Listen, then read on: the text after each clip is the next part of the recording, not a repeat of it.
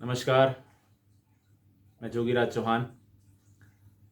आज वास्तुशास्त्र से जुड़कर एक प्यारा सा विषय कि खासकर साउथ वेस्ट प्रॉपर्टी में रहने वाले अक्सर देखा जाता है कि जो साउथ वेस्ट कॉर्नर है या कॉर्नर का मकान है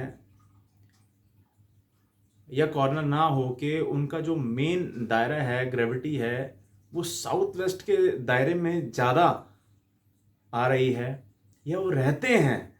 ऐसी अवस्था में ये बड़े खास तरह से एनालाइज किया गया है कि स्ट्रेस का मुद्दा कुछ ज़्यादा देखा जाता है।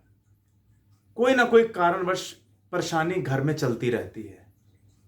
बैठे बैठाए पारिवारिक रिश्तों से जुड़कर कोई ना कोई रूप सामने आ जाता है। ना चाहते हुए भी कोई कलेश का मुद्दा सामने आ जाता है। आखिर साउथ वेस्ट प्रॉपर्टी का क्या रूप है, क्या प्रारूप है? तो साउथ जो कहा गया है मंगल प्रधान, वेस्ट कहा गया है शनि प्रधान, और दोनों ही उग्र रूप से जुड़कर हैं ग्रह। तो ऐसी अवस्था में जिस भी पर्सनैलिटी के शनि और मंगल उनकी कुंडली में कमजोर होते हैं, वह साउथ वेस्ट प्रॉपर्टी में अपना जीवन निर्वाह करते हुए कई परेशानियों का सामना करते हैं। स्ट्रगल होती है जॉब से जुड़कर, बिजनेस से जुड़कर, कर्जा आ जाता है या कोई कारणवश घर का एक सदस्य बीमार ही रहता है, दवाइयां घर में आती ही रहती हैं, या कर्जे का रूप ऐसा हो जाता है कि उतरता ही नहीं है। चवन्नी का ठन्नी, ठन्नी से 1 रुपया, एग्जाम्पल, बढ़ता चला जाता है। धीरे धीरे धीरे धीरे करते करते व्यक्ति किसी ना किसी स्ट्रेस का बहुत बड़ा शिकार बन जाता है। जीवन तो प्राप्त हुआ है किंतु वह सोच नहीं पाता कि क्या अवस्था है ये। अब ऐसी अवस्था में ये सभी के साथ नहीं है।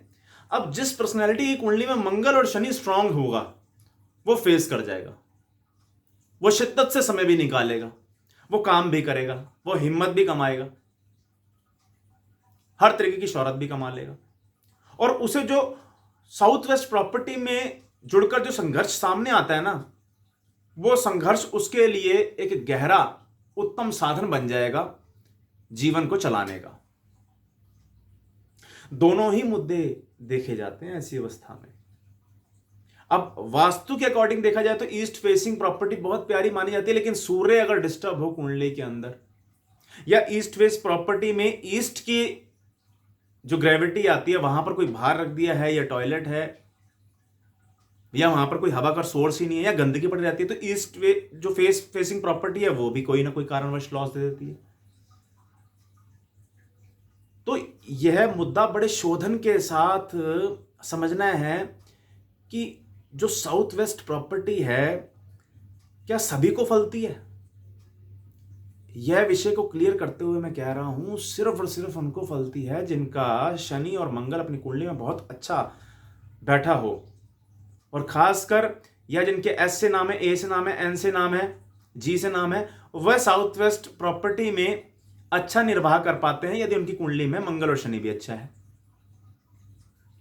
मैंने कई ऐसे योग भी देखे हैं, प्रैक्टिकली ऑब्जर्व भी किया है कि साउथ की लाइन और नॉर्थ की लाइन और ईस्ट की लाइन में जरूरी नहीं है कि ईस्ट की लाइन में सारे खुशहाल हैं। अगर जो प्रॉपर्टी की लाइन है, ईस्ट फेसिंग प्रॉपर्टी की लाइन में अगर आप सब देखें तो सारे खुशहाल हैं, ऐसा नहीं है। सूर्य की अवस्था उनकी कमजोर हो, उनकी ईस्ट की ग्रेविटी या ईस्ट की तरफ उनकी किसी ना किसी तरीके से वास्तु का दोष लग रहा हो, तब भी फलीभूत नहीं होगा। तो साउथ वेस्ट प्रॉपर्टी अगर ऐसे योग दिखा रही हो और ऐसे स्ट्रगल आपको नजर आ रही हो, तो सबसे बड़ा स्तंभ उपाय है, यदि आप अंध विद्यालय जाकर माह में एक बार या तिमाही जैसा भी आपको लगे दान करना शुरू हो जाते हैं, तो साउथ वेस्ट प्रॉपर्टी का दोष नहीं लगता। यानी उस घर में रहने वाले सदस्यों को रोग का भार नहीं आ पाता, कलेश का भार नहीं आ पाता। समय मानो कि ऐसा लगेगा कि कुदरत साथ दे रही है, सहयोग मिलता रहता है। साउथ वेस्ट प्रॉपर्टी का एक गहरा स्तंभ है कि अंध विद्यालय, अंधे और विकलांगों की सेवा बड़ी गहरे रूप से फलदायी है।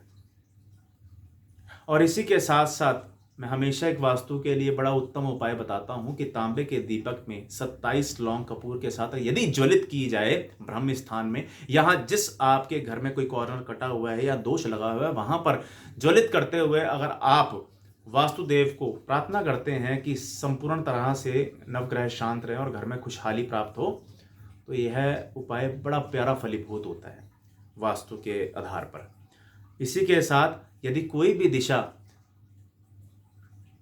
देखनी है, समझनी है, तो पहले अपनी आप कुंडली के आधार पर ये निर्णय ले लीजिए। यदि आप कोई नई प्रॉपर्टी इन्वेस्ट करना चाह रहे हैं, लेना चाह रहे हैं या ले ली है, तो कुंडली के आधार पर ये निर्णय बड़े आसानी से लिए जा सकते हैं कि कुंडली के अकॉर्डिंग कौन सी प्रॉपर्टी, कौन सी फेसिंग प्रॉपर्टी आपको फलीभूत होगी, किस प्रॉपर्टी में उद्धार होगा, धन लाभ होगा, और जहां जिस अवस्था में रह रहे हैं तो वो कौन से उपाय किए जाएं जो आपको उस प्रॉपर्टी का लाभ प्राप्त होना शुरू हो जाए। वास्तु के अकॉर्डिंग, हॉरोस्कोप के अकॉर्डिंग, पामिस्ट्री के अकॉर्डिंग या योग संगम अगर कर दिया जाए तो आप अपनी प्रॉपर्टी का, अपने ग्रह अवस्था का बहुत गहरा लाभ उठा सकते हैं।